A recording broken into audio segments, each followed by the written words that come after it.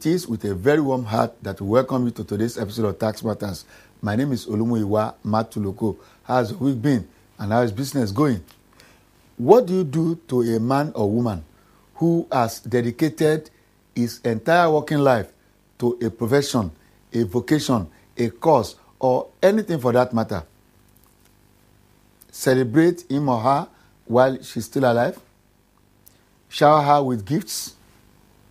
Name a monument after him or her? Or wait until he or she dies and then you cry a little, you party very hard, and then you immortalize her? Got you thinking there? Chief D.A Olorunleke is widely regarded as the doyen of taxation in Nigeria, having started his journey in that sector in the year of Nigeria's independence in 1960. In the year 1978, Chief D.A Olorunleke emerged as the director and head of the then Federal Inland Revenue Department. Yes, Department of the Federal Ministry of Finance. Chief Olorunleke served there for 14 years, eventually becoming the chairman of what later became the Federal Board of Inland Revenue and much later the Federal Inland Revenue Service. At his elevation to the position of Director General, which was the nomenclature that was used to replace Permanent Secretary in the twilight years of the Ibrahim Babangida administration, Chief Olorunleke had served as the chairman of the FIRS for 14 years, which today remains a record as the longest-serving chairman of the FIRS. In 2007, Chief Olorunleke returned to the board of the Federal Inland Revenue Service as a member representing the North Central Geopolitical Zone under the Federal Inland Revenue Service Establishment Act 2007. In between his onerous task as head of the Federal Board of Inland Revenue and the Federal Inland Revenue Service, Chief Olorunleke spearheaded the formation of an organization of tax administrators and practitioners, which today is known as the Chartered Institute of Taxation of Nigeria. Chief Olorunleke was the pioneer president of the CITN, serving from 1985 to 1995, also the longest-serving president of the CITN to date. And so, on Saturday, September 29, the Chartered Institute of Taxation of Nigeria hosted what it called the first Chief D.A Olorunleke lecture in honor of the doyen. The topic: Reforms in the Nigerian tax system from 1938 to date, Challenges and Prospects. The paper presenter was Chief J.B. Okele, a fellow of the Institute and president from 1997 to 1999. The event was a mixed grill, offering intellectual, social, and praise worship. Dr. Mrs. Teju Shomori is the chairman of the ad hoc committee of the CITN on the D.A Olorunleke birthday lecture. This maiden edition of Chief Olorunleke's birthday is a long-awaited event which has been on the minds of council members to commemorate the establishment of taxation as a professional service to be reckoned with in the history of Nigeria. Towards this end, the President and Council of CITN inaugurated a four-man committee in 2011 to take up the responsibility of putting machinery in place to ensure today's event comes to pass. In the history of tax administration and tax practice in Nigeria, the role of the celebrant cannot be ignored nor overemphasized. CITN President Mr. GFS Jegede was represented at the birthday lecture by his vice, Mr. Mark Anthony Dike. This birthday lecture, which is the first, will be serving two purposes. One, to celebrate this great icon on his birthday anniversary on the one hand, and to create an avenue to discuss issues relating to national development on the other.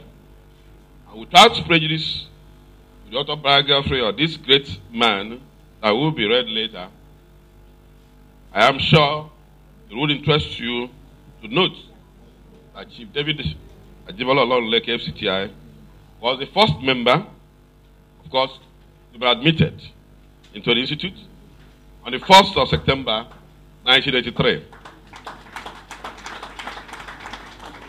Hence, according to him, the unique membership number of number 1, first member,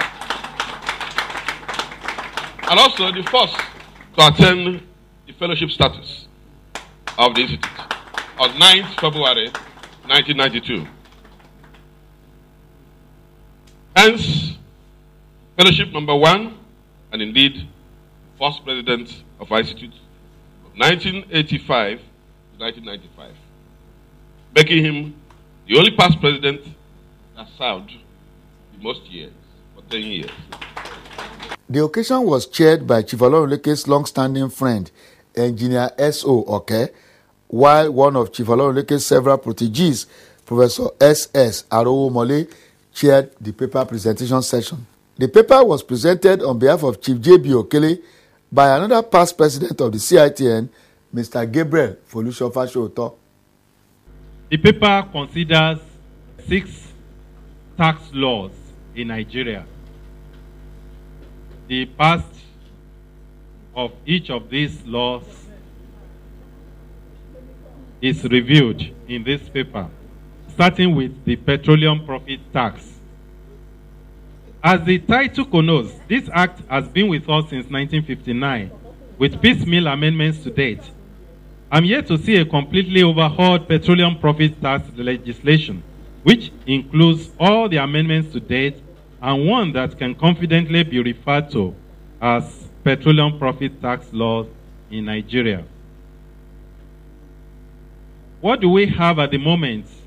The 1959 Act and Memorandum of Understanding of 1986. This MOU has been written in such an ambiguous language which makes it difficult for even lecturers to understand. We go on to the value-added tax. This tax became operational in Nigeria 17 years ago, 1994 to 2011. No doubt, it has become an additional source of revenue for both federal and state governments. However, there have been some problems in the administration of tax since inception. Some of the problems include inability to apply the law as stated in the Enabling Act. That is, maintenance of input and output accounts, while the taxpayer is expected to account for the difference to the Federal Inland Revenue Service on a monthly basis. Another area of uncertainty is whether VAT is chargeable on management fees, technical fees, and royalties, especially where the beneficiaries are not resident in Nigeria. There is need for clarification. I think a recent decided case, though at a lower court, may be a pointer to this area. The FIRS has been insisting on collecting VAT on rent paid for both residential and office accommodation by corporate bodies. I'm of the strong view that VAT should not be extended to include rent paid on properties. The omnibus description that any expense not specifically exempted is VATable needs to be reconsidered. I cannot see any value being added to rent paid for accommodation. In countries that have introduced VAT long before Nigeria joined the league, there is threshold or minimum turnover to be achieved before an enterprise is obliged to register as a VATable person. In Nigeria's law, there is no such distinction. There is no encouragement at all for small businesses. It is therefore not a surprise that many small and medium enterprises are evading tax. I believe that the amendment to VAT will be taking care of this. I'm aware that there is something being done in that area.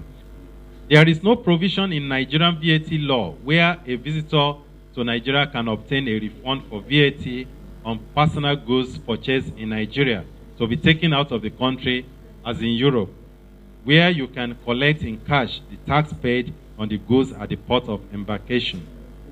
Moving on to other tax laws, these revolutionary views. Capital gains tax. This tax came into existence in 1967, following that of the United Kingdom of April 1965. Regrettably, there has not been any amendment until 1972.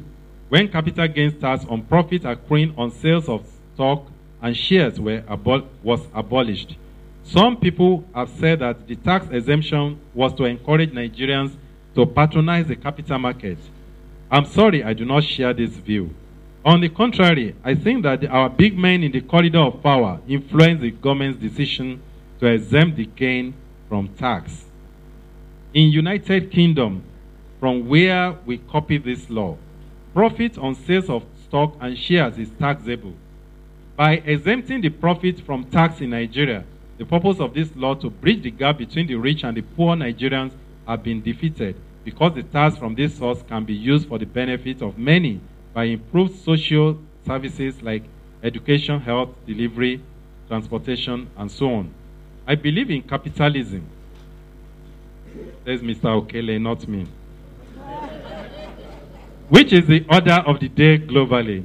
The government, in its efforts to encourage investment and protect the interests of investors, should be conscious of the responsibility to the majority of Nigerians who are poor as against the doctrine of winner takes all.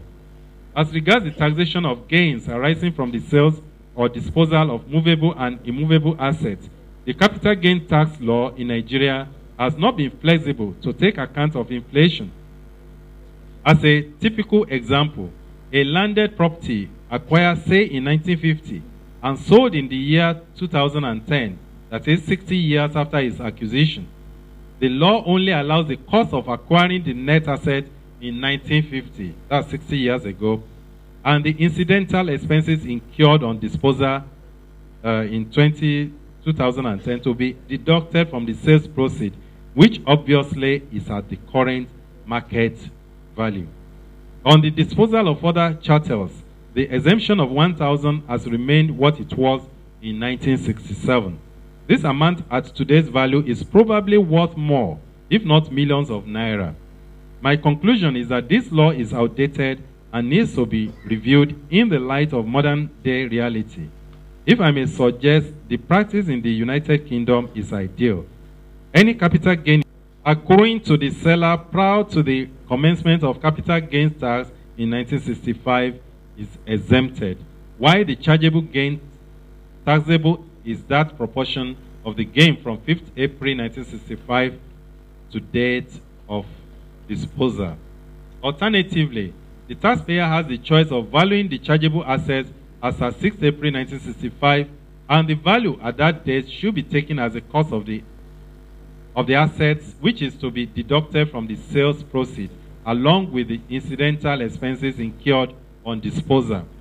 With this treatment, the taxpayer cannot complain that he is being taxed on capital gain accruing prior to the commencement of capital gains tax law. I know that the Professor Dr. Phillips recommended indexation of cost in Nigeria, so that even when you are ascertaining the capital gains in 2010, the cost in 1950 can still be brought to the same value as it should be in 2010. And again, this revolutionary recommendation. Wealth tax. I suggest that the government introduce this tax in Nigeria for wealthy individuals. I'm aware that Nigerians in this category may make use of corporate bodies to hide their identities. Mr. Okele is a tax professional, so he knows how to do it. Corporate veil can be lifted to know who the owners of those companies are for the purposes of taxation. The tax should be for the benefits of their states of residence. This will be an opportunity for the states to increase their internally generated revenue, IGR, and reduce the states dependent on allocations of revenue from the Federation accounts. It is about time for our National Assembly to be made to appreciate the importance of taxation in any economy and give it to the attention it deserves. Who will bury the cat? Mr. J.K. Nayeju, yet another past president of the CITN and a past executive chairman of the FRS who rose to become Accountant General of the Federation, and Dr. Abiola Sani, law lecturer and legal advisor to the CITN, discussed Chief Okele's paper. Taxation in itself can be used to cure so many ills, including the corruption we are talking about. I want to say that we need to recognize who is the major driver of reforms. It takes political will of government to initiate reform. And when we are talking about reform, we are not talking about just amending the laws, crossing the T's and dotting the I's. We are talking about fundamental changes. The type that we witnessed under the Doyen when we had a tax study group. And we saw the significant result, VAT and some other reforms. The type that we had when Professor Dr. Phillips did a surgical analysis of our tax law and came with a lot of reforms which we still lack the political will to effect. Mr.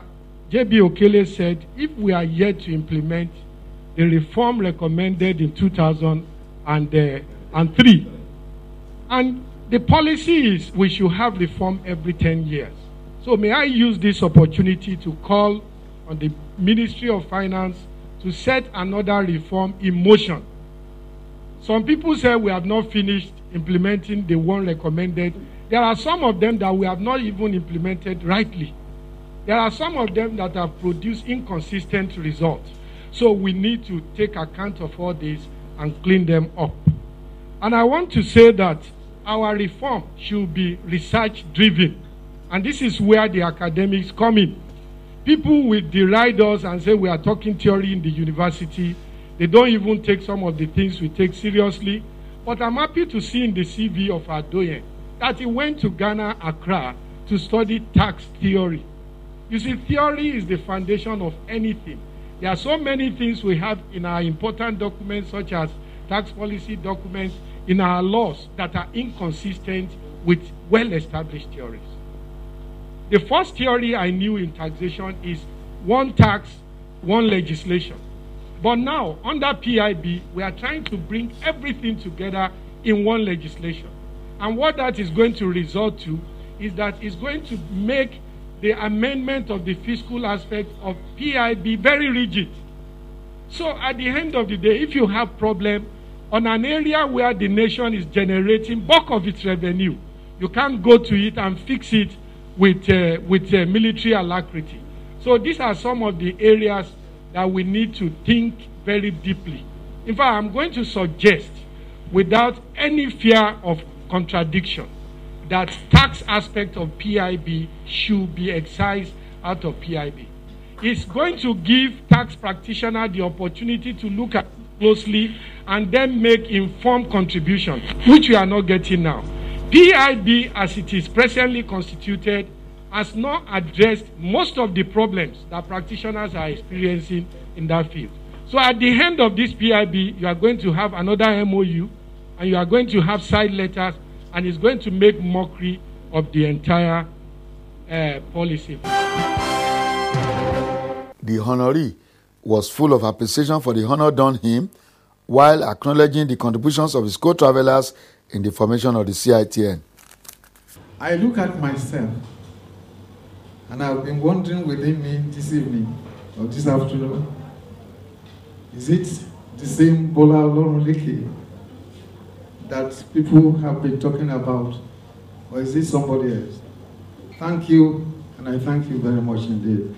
And I thank your committee as well.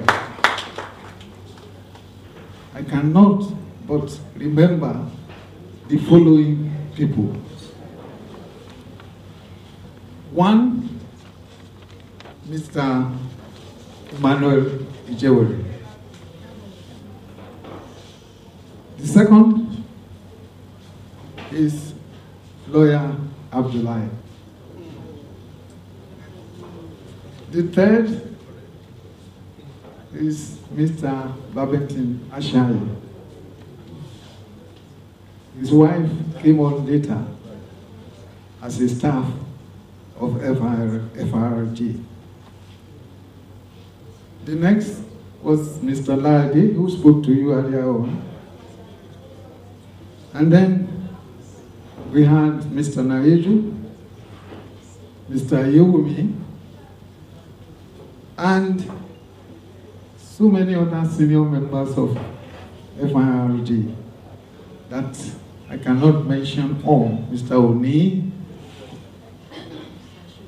Mr. Reverend Shudipe, all of them senior staff who teamed up with me in our discussions from time to time as to how we can break the myth between taxpayers, tax practitioners, and the tax authorities. When we compare with other institutes, this institute is growing faster than any of them. Of course, it has to be so, because as society grows economically, taxation must grow with it. It also has to grow in modernization too. I thank you all for the job well done, and I wish the Institute more successful years ahead. Please carry on with our objective, which is to continuously encourage awareness and education in respect of taxation, so that the nation can have an efficient and operationally friendly tax system. Even at Baba's advanced age, he still has a dream. I'm looking forward to a day that is being done in other countries that are more civilized and take more seriously the taxation of their nation, when you'll be able to file your return online on your bed, and even while you are in the car, you are able to file your return online without any hustle or bustle. And if you cannot do it, or you have no time to do it, you will have a team of experts that are willing to help you to do it with little or no charges. The Federal Inland Revenue Service introduces the tax card to make all tax payment easy for you. Just follow these 7 easy steps. Obtain your taxpayer identification number, TIN, for free at any FIRS office. Get your tax card from your bank. Log on to www.firsonline.com, then register to obtain a password and access the payment process pages. Fill your TIN number, tax type you're paying, amount payable, and period of payment. Confirm the entries on your transaction. Then print your e-ticket and present at any FIRS office as an evidence of tax paid. It's that simple. For more information, visit www.firs.gov.ng or any FIRS office close to you. FIRS, it pays to pay your tax. As we said earlier, the event was a mixed grill. Gifts and accolades poured down in torrents. As the first president of the Chartered Institute of Taxation of Nigeria, we believe that in the prizes being endowed for the students, your name is to be engraved in gold. So, the people I can call the Eaglet past presidents of the Institute, the person of Gabriel Felicia Pashoto, Alhaji Kamaru Ayodele Adigun, and Prince Razak Adekunle Quadri. It is our pleasure, on your behalf, to endow an additional prize for the best student in the examinations of the Institute in your name, sir. And we are presenting a relevant check to the president of the Institute.